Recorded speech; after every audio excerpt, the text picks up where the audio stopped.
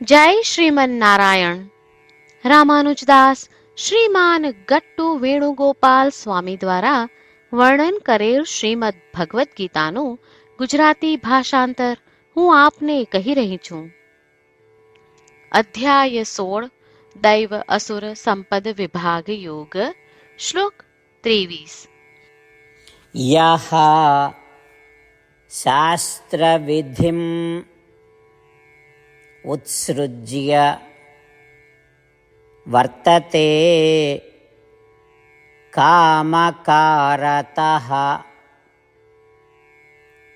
ન સિદ્ધિમ અવાપ્નોતિ ન સુખમ ન પરામ ગતિમ. ઓમ. ગીતાચાર્ય શ્રી કૃષ્ણ પરમાત્મા અર્જુન સાથે આપણને બધાને દૈવ અસુર સંપદ વિભાગ યોગ શીખવી રહ્યા છે.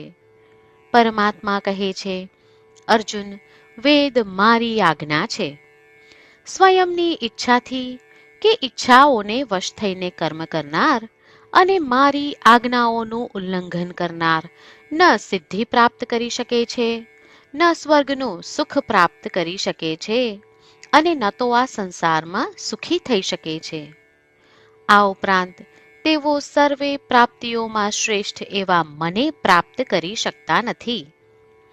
આ પ્રમાણે શ્રી કૃષ્ણ પરમાત્મા સ્પષ્ટ કરે છે કે વેદ તેમની આજ્ઞા છે અને તેમની આજ્ઞાઓનું પાલન ન કરનાર ન આ જીવનમાં સુખી થઈ શકશે, ન સ્વર્ગનું સુખ ભોગવી શકશે અને ન તેમને પ્રાપ્ત કરી શકશે. તેથી ચાલો આપણે સમજીએ અને સ્વીકારીએ કે જો આપણે શ્રી કૃષ્ણ પરમાત્મા કહે છે તે નહીં સાંભળીએ, જો આપણે તેમના માર્ગદર્શનનું પાલન નહીં કરીએ, તો આપણે પ્રત્યેક પ્રકારના સુખથી વંચિત રહીશું. આ ઉપરાંત ભગવદ્ ગીતા શ્રી કૃષ્ણ પરમાત્માએ સ્વયં કહી હોવાથી ચાલો આપણે ભગવદ્ ગીતાને અત્યંત પ્રેમથી સાંભળીએ. ચાલો આપણે તેનો પાઠ કરીએ.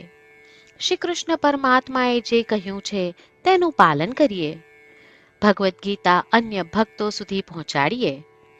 શ્રીમન નારાયણની પ્રાપ્તિને આપણા જીવનનું ધ્યેય બનાવતા અને માત્ર શ્રીમન નારાયણનું શરણ લેતા ચાલો આપણે બધા શ્રી કૃષ્ણ પરમાત્માના શબ્દોનું આ શ્લોક સ્વરૂપે પુનરાવર્તન કરીએ. યશાસ્ત્રવિધિમુત્સૃજ્ય વર્તતે કામકારતઃ ન સિદ્ધિમવાપ્નોતિ ન સુખમ ન પરામ ગતિમ. શ્રી કૃષ્ણ પરમાત્માએ આખી ભગવદ્ ગીતાનો સાર અધ્યાય 18ના શ્લોક 65 થી 70માં 8 ઉપદેશ દ્વારા કહ્યો છે. શ્રી કૃષ્ણ કહે છે, જે મારા આ 8 ઉપદેશ અનુસરે છે તે મને પ્રિય છે. એ સર્વે ભક્તોનું હું બધી જ રીતે રક્ષણ કરીશ. શ્રી કૃષ્ણ પરમાત્મા પાસેથી આખી ભગવદ્ ગીતા સાંભળ્યા પછી અર્જુન કહે છે, કરિષ્યે વચનમ તવ, એટલે કૃષ્ણ, હું તમારી આજ્ઞાનું પાલન કરીશ, તમે કહો છો એમ કરીશ. અને આથી જ શ્રી કૃષ્ણએ દરેક પ્રકારના યશ અને વિજય અર્જુનને આપ્યા છે. તો ચાલો આપણે પણ પરમાત્માને 8 વાતો પાળવાનું વચન આપીએ. પરમાત્માને આપેલા વચનથી મોટી કોઈ પૂજા, તપ કે યજ્ઞ નથી. 8 પ્રતિજ્ઞાઓ જે આપણે લેવી જોઈએ તે હું હવે કહું છું. આપ સૌ પણ એનો મન અને હૃદયથી વિચાર કરો.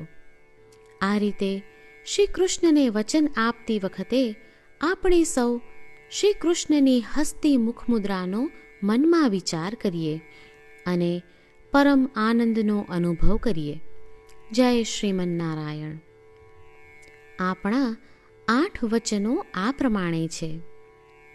આપણું પહેલું વચન, હે શ્રીમન નારાયણ, તમારા ઉપદેશ પ્રમાણે હું હંમેશા તમારું ધ્યાન અને ચિંતન કરીશ. આપણું બીજું વચન, હે શ્રીમન્નારાયણ, તમે કહ્યું છે તેમ હું સદાય તમારી ભક્ત રહીશ. આપણું ત્રીજું વચન. હે શ્રીમન્નારાયણ, હું મારા કર્મો તમને સંતોષ થાય તેમ અને તમારી સેવા માટે કરીશ. આપણું ચોથું વચન.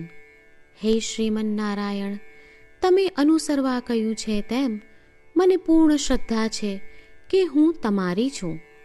હું સદાય મારા હાથ જોડી તમને નમસ્કાર કરીશ, તમારી ભક્તિ કરીશ. આપણું પાંચમું વચન. હે શ્રીમન્નારાયણ, હું તમારા શબ્દો યાદ કરું છું. મામેકમ શરણમ વ્રજ. તમે તમારી શરણમાં આવવા કહ્યું છે. શ્રીમન્નારાયણ, હું માત્ર તમારા જ શરણમાં છું. આપણું છઠ્ઠું વચન. હે શ્રીમન્નારાયણ, આપે કહ્યું છે મા શુચ. તમે અમને આશ્વાસન આપી શોક ન કરવા માટે કહ્યું છે, તો હું દુઃખી નહીં થાઉં, શોક નહીં કરું. આપણું સાતમું વચન. હે શ્રીમન્નારાયણ, અમારા કલ્યાણ અર્થે આપે શ્રીમદ્ ભગવદ્ ગીતા રૂપી આશીર્વાદ આપી અમારા સૌ પર કૃપા કરી છે, તો હું દરરોજ ઓછામાં ઓછો એક શ્લોક વાંચીશ અથવા સાંભળીશ એવો સંકલ્પ લઉં છું. આપણું આઠમું વચન. હે શ્રીમન્નારાયણ, હું ગીતાના દૈવી શબ્દો એ ભક્તો સુધી પહોંચાડવાનો પ્રયત્ન કરીશ જેઓ ગીતાથી અજાણ છે. હે શ્રીમન્નારાયણ, તમે કહ્યું છે તેમ કરીશ, તમે કહ્યું છે એમ વર્તીશ અને તમારા માટે જ કર્મ કરીશ. શ્રીમન્નારાયણને આપેલું વચન કે દરરોજ તમે કહ્યું છે એમ કરીશું, એ જ એક મહાન પૂજા છે. તો ચાલો આપણે સૌ દ્રઢ શ્રદ્ધા સાથે પ્રભુ પાસે એક સંકલ્પ લઈએ. શ્રીમન્નારાયણ, કરીશ્યે વચનમ તવ. શ્રીમન્નારાયણ, હું તમારી આજ્ઞાનું પાલન કરીશ. સર્વમ શ્રી કૃષ્ણાર્પણમસ્તુ. જય શ્રીમન્નારાયણ. યહ શાસ્ત્રવિધિમ ઉત્સૃજ્ય વર્તતે કામકારતઃ ન સિદ્ધિમ અવાપ્નોતિ ન સુખમ ન પરામ ગતિમ. ઓમ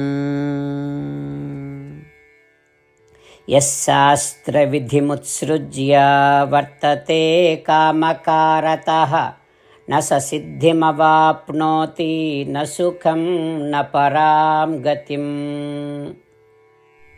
જય શ્રીમન્નારાયણ. તમામ ભક્તોને ખાસ વિનંતી. આપણા જીવનની દરેક બાબતોમાં આપણે તાત્કાલિક અને અસરકારક પરિણામો ઈચ્છીએ છીએ. આ પ્રાપ્ત કરવા માટે ચાલો દરરોજ 1 મિનિટ ફાળવીએ અને નારાયણાસ્ત્રમ વાંચીએ. નારાયણાસ્ત્રમ મેળવવા માટે તેની વેબસાઇટ જે www.narayanaastram.org છે તેના પર જાઓ અને રજિસ્ટ્રેશનમાં તમારું નામ અને ઈમેલ આપો. તમે આપેલા ઈમેલ પર તમને નારાયણાસ્ત્રમ PDF પ્રાપ્ત થશે. PDFમાં રામાયણનો 1 શ્લોક, ગીતાનો 1 શ્લોક અને એક વિષ્ણુ નામ છે. આ 3ને નારાયણાસ્ત્રમ કહેવામાં આવે છે. દરેક વ્યક્તિને આ શ્લોકોનું અલગ અલગ સંયોજન પ્રાપ્ત થાય છે. જ્યારે દરેક વ્યક્તિ 24,000 ભક્તો સાથે તેમના નારાયણાસ્ત્રમને દરરોજ વાંચે છે અથવા સાંભળે છે, ત્યારે સમગ્ર રામાયણનું 1 વાર પારાયણ, શ્રીમદ્ ભગવદ્ ગીતાનું 33 વાર પારાયણ અને વિષ્ણુ સહસ્ત્ર નામનું 24 વાર પારાયણ રોજ પૂર્ણ થાય છે. આ એક અદ્ભુત અને અસાધારણ પરિણામ છે.